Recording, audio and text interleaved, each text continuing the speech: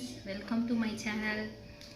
இன்றைக்கி நம்ம என்ன பார்க்க போகிறோன்னா, மீதமுள்ள இட்லியிலேருந்து எப்படி கிட்ஸுக்கு பிடிச்ச மாதிரி ஒரு ஸ்நாக்ஸ் செஞ்சு கொடுக்கறது தான் பார்க்க போகிறோம். வாங்க வீடியோக்குள்ளே போகிறதுக்கு முன்னாடி என்னோடய சேனலை சப்ஸ்கிரைப் பண்ணிக்கோங்க. வாங்க வீடியோக்குள்ளே போகலாம். அதுக்கு என்னென்ன தேவைன்னு நம்ம ஃபஸ்ட்டு பார்க்கலாம்.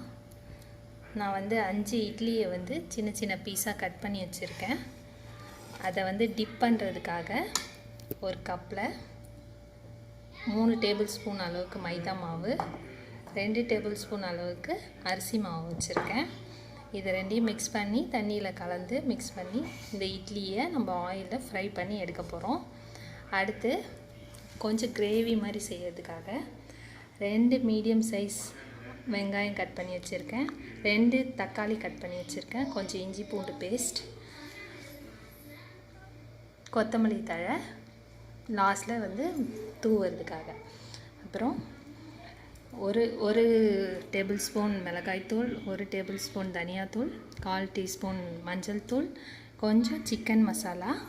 இது ஆப்ஷனல் தான். கொஞ்சம் தேவைக்கேற்ப உப்பு.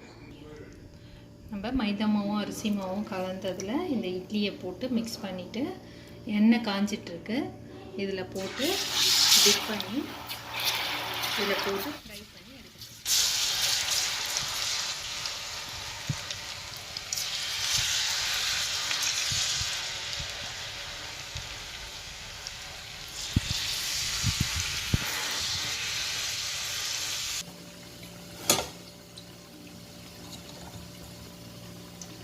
இதே மாதிரி மீதி இருக்க இட்லியெல்லாம் போட்டு பொரித்து ரெடியாக வச்சுக்கோங்க. பொரித்து எடுத்துட்டோம். இப்போ இது ஒரு பக்கங்க நான் கலர் போட்டு உங்களுக்கு பொரித்து காட்டுறேன். இது எண்ணெயில் பொரிக்கிற டைமில் நம்ம அந்த ஆனியனெல்லாம் வதக்கி எடுத்துடலாம். ஒரு கடாயில் 2 டேபிள் ஸ்பூன் அளவுக்கு எண்ணெய் போட்டிருக்கேன். அதில் நம்ம ஆனியன் சேர்த்துக்கணும்.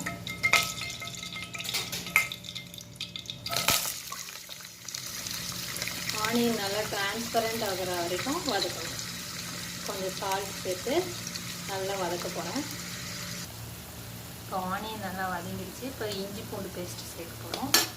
இஞ்சி பூண்டு பேஸ்ட் பச்சை வாசனை போகிற வரைக்கும் நல்லா வதக்கிக்கோங்க. இப்போது தக்காளி ஆட் பண்ணுறேன்.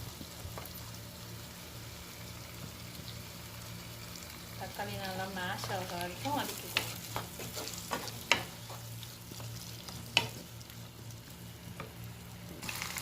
நம்ம எடுத்து வச்சுருக்க எல்லா பொடியும் இதில் சேர்த்துருவோம். மிளகாய்த்தூள், தனியாத்தூள், மஞ்சள் தூள், கொஞ்சம் சிக்கன் மசாலா. இது ஆப்ஷனல் தான், வேணான்னா விட்டுடலாம். கொஞ்சம் தேவைக்கேற்ப உப்பு. எல்லாத்தையும் போட்டு நல்லா மிக்ஸ் பண்ணுவோம்.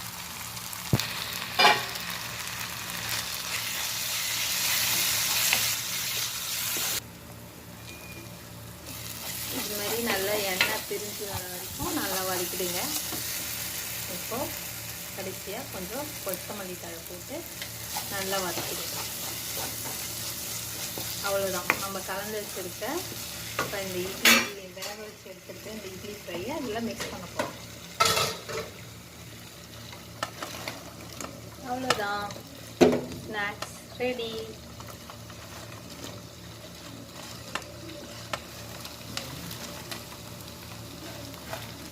அவ்வளோதான், ரெடி ஆயிடுச்சு.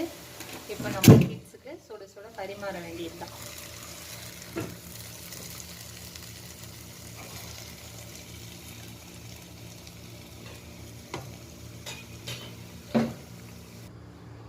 அவ்வளோதான், இப்போது என் கிட்ஸ் சாப்பிட்டு என்ஜாய் பண்ண போகிறாங்க.